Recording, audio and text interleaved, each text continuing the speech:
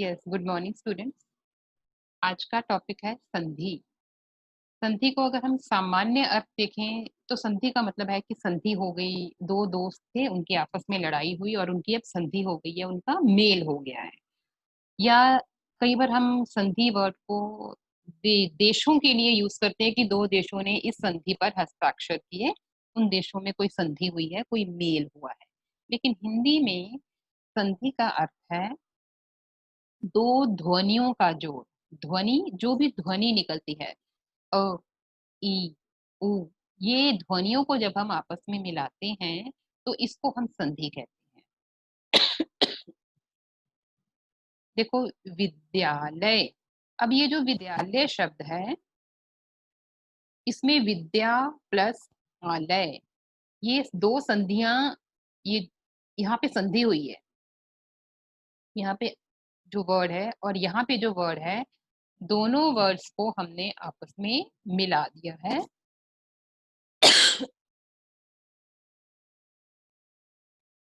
और यहाँ संधि हुई है।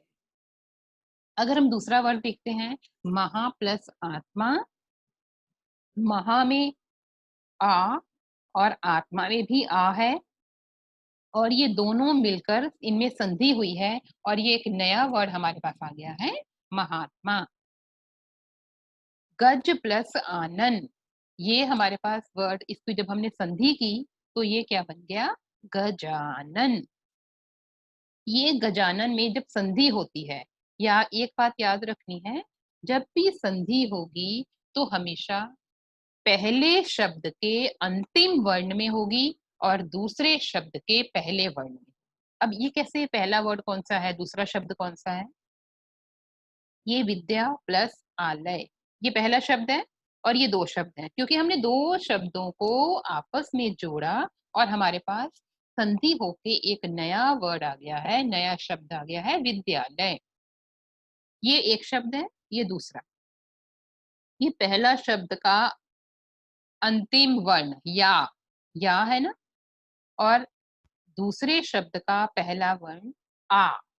अब ये जो या है, ये या में एक हमें स्वर सुनाई दे रहा है, आ, तो संधि आ में हुई है और दूसरा शब्द का पहला वर्ण आ। अब जब हमने इस आ को और इस आ को मिला दिया तो हमारे पास आंसर आ ही आएगा और हमारे पास वर्ड आ गया विद्यालय। महा प्लस आत्मा, अगेन महा, आ की आवाज है, आत्मा, आ, आ महात्मा। इसको समझो, देखो कैसे आया ये। पहले तो एक बात ध्यान रखनी है कि जो हर व्यंजन में स्वर जुड़ा होता है, स्वर होते हैं और व्यंजन होते हैं, स्वरों और व्यंजनों से ही वर्णमाला बनती है। अ से आहा तक स्वर हैं और व्यंजन क से ज्ञ, अ से अह तक जो स्वर हैं और जो क से ज्ञ तक हैं व्यंजन, हर व्यंजन में स्वर मिला होता है। ये क है, ये क क्या है, व्यंजन। अब इस व्यंजन में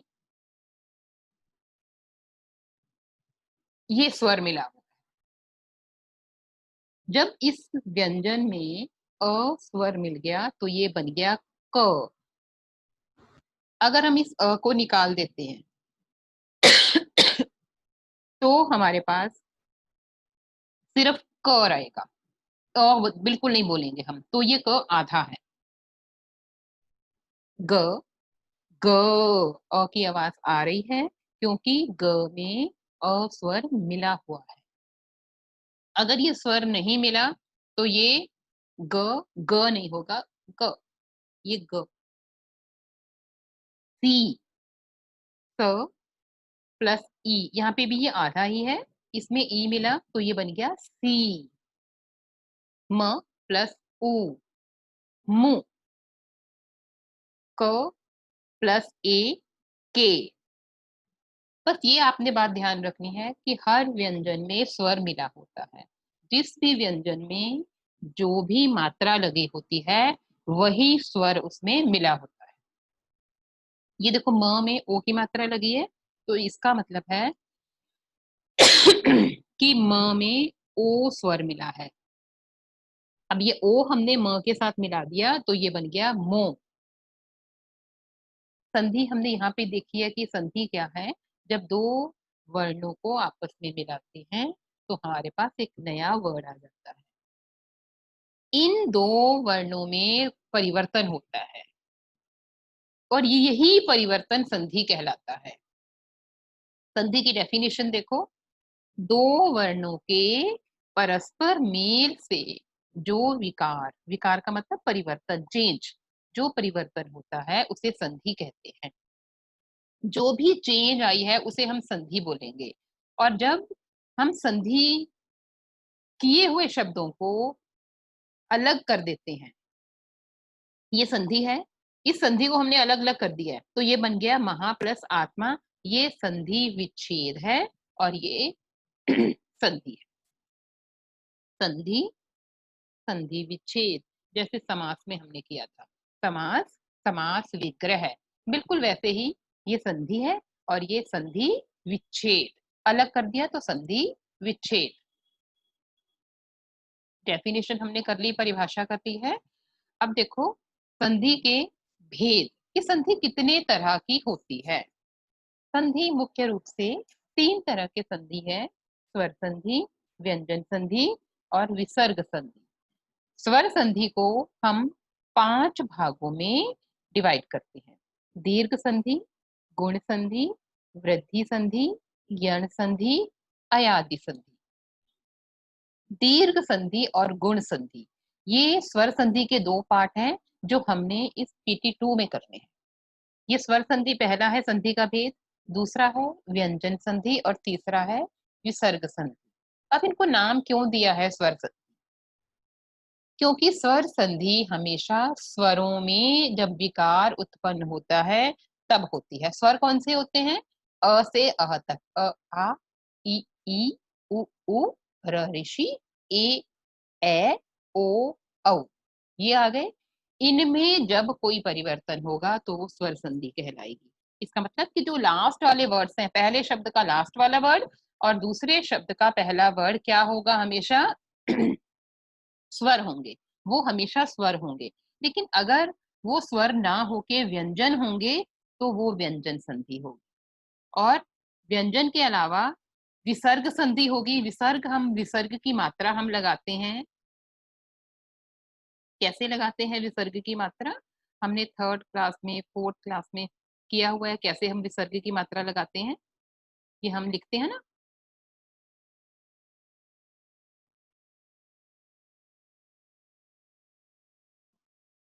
अंग, आहा, ये विसर्ग की मात्रा होती है। और संधि का तीसरा पार्ट ये विसर्ग की मात्रा वाला होता है। लेकिन हमें, आपको समझना चाहिए कि व्यंजन संधि कौन सी होती है और विसर्ग संधि कौन सी होती है। लेकिन हमने सिर्फ स्वर संधि ही एक क्लास में करनी है, इसी के ये पार्ट्स हमने करने हैं। अब स्वर संधि में सबसे पहला है दीर्घ संधि। दीर्घ का मतलब बड़ा। हर शब्द में जब मात्रा लगी होती है, अगर वो छोटी मात्रा है तो उसको हम ह्रस्व कहते हैं और अगर वो बड़ी मात्रा है तो उसको हम दीर्घ कहते हैं। जैसे का में बड़े आ की मात्रा लगी हुई है ना, काम, अगर बड़ी आ की मात्रा है तो ये दीर्घ है, स्वर है। और ये कौन सी मात्रा है? दीर्घ, बड़ी मात्रा है। और बड़ी मात्रा का ही मतलब है दीर्घ, कि हमारे पास जो भी हम संधि में विकार उत्पन्न करेंगे तो हमारे पास क्या आएगा आंसर में? हमेशा बड़ा अक्षर आएगा, बड़ी मात्रा वाला अक्षर आएगा हमारे पास।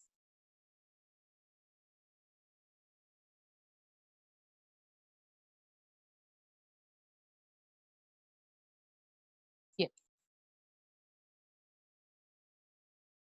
दीर्घ संधि। अब दीर्घ संधि में हम क्या देखेंगे कि जो अ और अ, पहले शब्द का आखिरी वर्ण अ होगा और दूसरे शब्द का, पहला और दूसरा शब्द मैंने आपको पहले समझाया है, जैसे विद्या प्लस आलय, तो विद्या, ये जो या वर्ड है ये पहले शब्द का अंतिम वर्ण है। और आलय में आ है तो आलय जो है ये दूसरे शब्द का पहला वर्ण है। दीर्घ संधि में अ और अ, आ बन जाएंगे। जैसे ये देखो, धर्म प्लस अर्थ। संधि हमें पता है कहाँ होती है। ये पहला वर्ड है, पहला शब्द है, ये दूसरा शब्द है। पहले शब्द का अंतिम वर्ण ये वाला म है और दूसरे का अ है। लेकिन ये जो म है, म तो व्यंजन है। हम स्वर संधि कर रहे हैं, तो हम ये देखते हैं कि म में एक स्वर भी लगा हुआ है अ। अगर हम म को ही खोलेंगे तो म इज इक्वल टू म प्लस अ। इसमें स्वर लगा हुआ है और वही स्वर दीर्घ संधि है। धर्म में अ प्लस अर्थ में तो हमें दिख रही है ये अ है, तो ये अ और ये मिलकर क्या बना देंगे वर्ड, धर्म प्लस अर्थ, धर्मार्थ। धर्म प्लस आत्मा, धर्म ओ है, ये रहा आत्मा आ। अ प्लस आ हमारा रूल है, ये रूल्स है संधि के, इनको आपने याद करना है। अ प्लस आ क्या है, आ, तो ये बन जाएगा धर्मात्मा। अ आ प्लस आ। अब ये कैसे होगा, विद्या प्लस अर्थी, विद्यार्थी। संधि हमेशा बीच वाले वर्ड में होगी, ये भी मिडल वाला जो है ये हमेशा यहाँ ही होगी। ये यहाँ जहाँ आपको दिख रहा है ना कर्सर, बिल्कुल यही हमेशा यहाँ ही होगी। और ये वाले जो वर्ड है ये क्या होंगे, ये क्या होंगे, यही संधि है। यहाँ पर ही उत्पन्न हुआ है विकार और ये हमेशा बड़ी मात्रा वाले शब्द होंगे, क्योंकि संधि दीर्घ संधि का मतलब है बड़ी मात्रा। जो भी बीच वाला वर्ड है वहां पे या तो आ आएगा या ई आएगा या ऊ आएगा। एक ऊ वाला वर्ड, ई वाला देखते हैं, ई प्लस ई, जैसे अ प्लस आ था वैसे ही ई अगर आएगा तो ई प्लस ई। रवि प्लस इंद्र, रविंद्र। रवि में ये व है, व के साथ ई स्वर लगा हुआ है ना, तो ये ई और ये ई मिलकर बन गए बड़ी ई। और हमने बड़ी ई की मात्रा लगानी है, हमने ई लिखना नहीं है।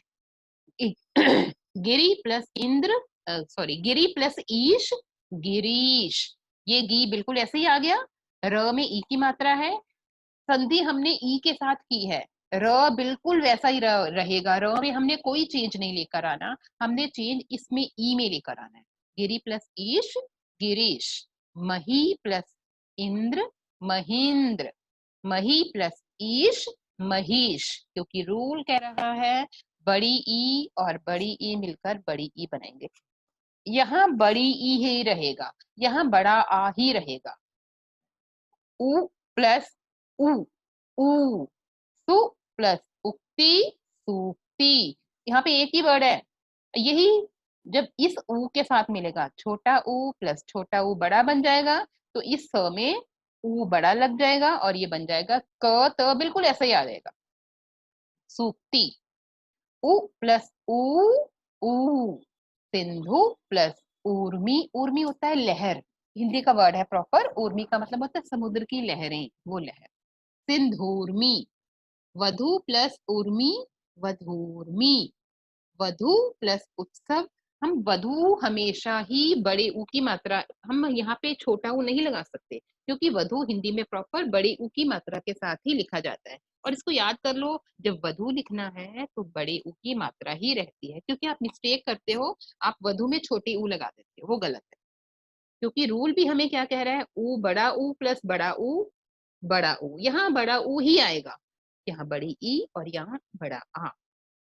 वधु प्लस ऊर्मी, वधूर्मी। वधु प्लस उत्सव, वधोत्सव।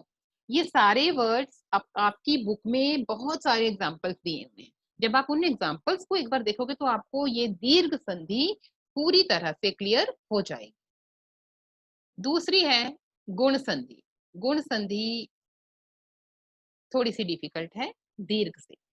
गुण का मतलब कि उस शब्द में कोई विशेष गुण आ जाता है। अब गुण आएगा, हमने जब दीर्घ संधि की तो हमारे पास छोटा बड़ा आंसर भी आ गया, छोटी ई बड़ी ई आंसर भी ई आ गया। लेकिन गुण संधि में एक विशेष गुण आ जाता है। अब विशेष गुण कैसे आ जाएगा, अगर ये देखो, अ में हमने आ मिलाया तो आ गया ना दीर्घ संधि के अनुसार। लेकिन गुण संधि में अगर अ के बाद ई आए, चाहे कोई भी ई आए, छोटी आए, बड़ी आए, तो आंसर हमारा आएगा ए। अगर अ, आ के आगे, अ, आ के आगे ई, ई, ये ई चाहे छोटी हो, चाहे बड़ी हो, तो ए हो जाता है। ये ए बन जाएगा ये वाला।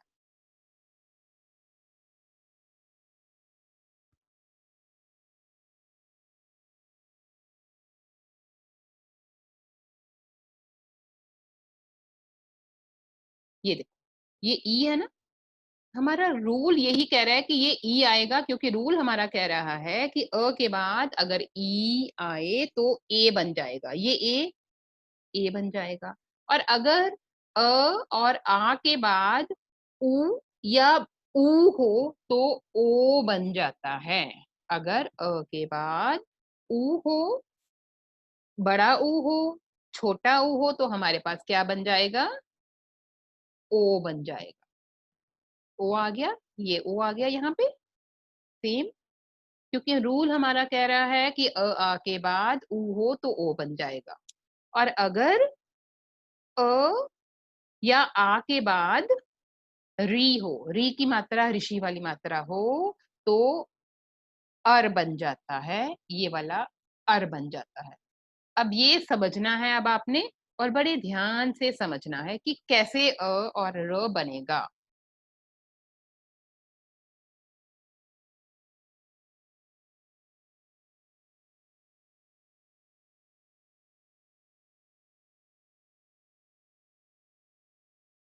हमने किया गज प्लस इंद्र, हमने किया ना ऊपर गजेंद्र, गज प्लस इंद्र गजेंद्र बन गया। अब गज प्लस इंद्र, पहले रूल देखो फिर मैं आपको वर्ड्स बताऊंगी। हमने यहाँ पे गज प्लस इंद्र गजेंद्र आता है। गजेंद्र कैसे बना ये? हमारा रूल क्या कह रहा है गुण संधि का, कि अगर ये ज में अ मिला हुआ है, क्योंकि ज व्यंजन है, व्यंजन के साथ स्वर अ मिला हुआ है। अ के बाद ई आए, ई ऑलरेडी है यहाँ पे, अगर ई आए तो गुण संधि के अनुसार अ और ई मिलकर क्या बनते हैं, क्या कहलाते हैं? ए, ए बन जाएगा ये। गज प्लस इंद्र गजेंद्र बनेगा। अब कैसे बनेगा? हमें पता है कि संधि हमेशा पहले शब्द के दूसरे लास्ट वाले वर्ण में होती है और दूसरे वाले शब्द के पहले वर्ण में। तो ये ज गज प्लस इंद्र, इसको हमने छेड़ना भी नहीं है, ये बिल्कुल वैसा ही रहेगा। ये ग आ गया, ज, ज में अ मिला है, और ये अ है और ये ई है, ये ई, ये बन जाएगा ए। तो हमने ये ज तो ऐसे ही लिख लिया नीचे आधा, क्योंकि ज के साथ अ मिला है तभी वो पूरा है, और हमने अ को निकाल दिया क्योंकि संधि के रूल के अकॉर्डिंग अ प्लस ई बन जाएगा ए। हमने जब अ निकाल दिया तो जो ज है वो बेचारा आधा रह गया, और हमने ज आधा लिख दिया, हमने नीचे उसके हल चिन्ह लगा दिया। हल चिन्ह का मतलब है कि वो वर्ड आधा है। अब रूल कह रहा है कि ये अ और ई मिलके बन जाएगा ए। ए हमने लिख दिया यहाँ पे ऐसे ही, और ये जो आगे वाले वर्ड है दो, ये हमने एज इट इज नीचे उतार दिए, जैसे मैथ्स के सम्स करते हैं, बिल्कुल हमने ऐसे ही उतार दिया ये। तो हमारा रूल क्या कह रहा है? ज, ज में अ प्लस ई क्या बन गया? ए। हमने ज बिल्कुल ऐसे ही लिख दिया, बिल्कुल ऐसे ही लिख दिया, और ये अ और ई मिलके बन गया ए। हमने ए लिखना नहीं है, हमने ए की ज के ऊपर मात्रा लगा देनी है। जब हम ए की मात्रा लगा देंगे, ज को स्वर मिल गया, पहले ज के साथ ए था लेकिन अब ज को क्या कौन सा स्वर मिल गया? ए मिल गया। जब ज को ए स्वर मिल गया तो ज पूरा हो गया, ज कंप्लीट हो गया ना। ज पहले आधा था और अब ये पूरा बन गया है। पूरा कैसे बना है? जब इसको ए मिल गया तो ये ए स्वर इसके साथ मिल गया और ये गजेंद्र बन गया। तो हमारा रूल फॉलो किया है हमने, अ प्लस ई ए।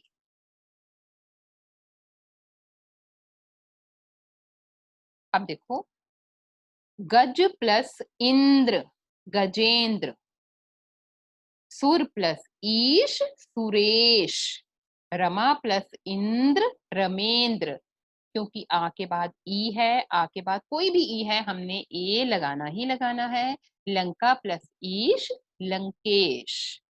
दूसरा रूल क्या कह रहा है, अगर अ के बाद ऊ हो तो ओ बन जाएगा। ऊ है तो ओ बन जाएगा, कैसे? पर प्लस उपकार, सागर प्लस उर्मी, सागर उर्मी। महा प्लस उत्सव, महा। आ गया, ये रहा उत्सव, ऊ ये उत्सव, ये बन जाएगा ओ। तो हमने ओ इस ह के साथ ओ की मात्रा लगा देनी है, महोत्सव। गंगा प्लस उर्मी, गंगोर्मी। देखो, पर प्लस उपकार वाला, पर प्लस उपकार, संधि यहाँ होगी। दूसरा वर्ड र है, र के साथ अ मिला हुआ है और ये आ गया उ। इस र में अ मिला है, ये रहा अ, और ये उ है उ। अ प्लस उ क्या बन जाता है? ओ। हमने प ऐसे उतार लिया, र, जब र के साथ उ हमने अ के साथ ही तो संधि करनी है, अ में ही तो विकार उत्पन्न होना है, अ में ही परिवर्तन उत्पन्न होना है। जब इसमें से अ अलग हो गया तो ये आधा हो गया। जब इसको आधा लिख लिया, लेकिन रूल क्या कह रहा है, अ प्लस उ ओ बन जाएंगे, ओ लिख लिया यहाँ पे, और ये बिल्कुल ऊपर वाले वर्ड हमने बिल्कुल ऐसे ही उतार दिए। तो प, र में ओ की मिल गया तो हमने अ पूरा कर दिया, र पूरा बन गया, कंप्लीट हो गया, परोपकार। और यही हमारा रूल है, अ प्लस उ ओ। तीसरा देखो, अ में अगर री मिलेगा तो ये अर बन जाएगा। देव प्लस ऋषि, देव ऋषि। अब ये कैसे बनेगा? देव प्लस ऋषि, ये अ प्लस री अर, ये बिल्कुल दे ऐसे ही लिख दिया हमने। ये व में अ मिला हुआ है, हमें रूल के अकॉर्डिंग है, तो अ प्लस री अर, ये व हमने व को हमने चेंज नहीं करना है, क्योंकि रूल क्या कह रहा है कि संधि हमेशा स्वर, जो भी विकार उत्पन्न होगा वो हमेशा स्वर में होगा, व्यंजन को हमने बिल्कुल भी नहीं छेड़ना है। हमने वो ऐसे ही लिख दिया आधा, और अ प्लस री अर बन गया, और श बिल्कुल ऐसे ही लिख दिया, शी। दे व, व में अ मिल गया, ये अ मिल गया तो ये व पूरा हो गया, देव। और ये र की मात्रा हमने ऊपर रेफ की मात्रा लगा दी और हमारे पास देव ऋषि वर्ड मिल गया, आ गया। ये है संधि जो हमने की है आज, स्वर संधि। और स्वर संधि के टू पार्ट्स किए हैं, दीर्घ संधि और गुण संधि।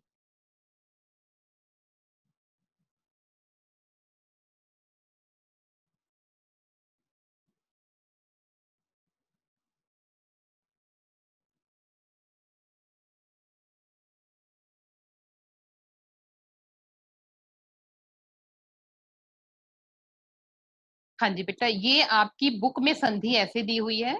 जब आप अपनी बुक में से संधि पढ़ोगे तो आपको बहुत सारे एग्जाम्पल्स मिल जाएंगे। दीर्घ संधि के एग्जाम्पल्स मिल जाएंगे, गुण संधि के एग्जाम्पल्स आपको मिल जाएंगे। हिम प्लस आलय, हिमालय।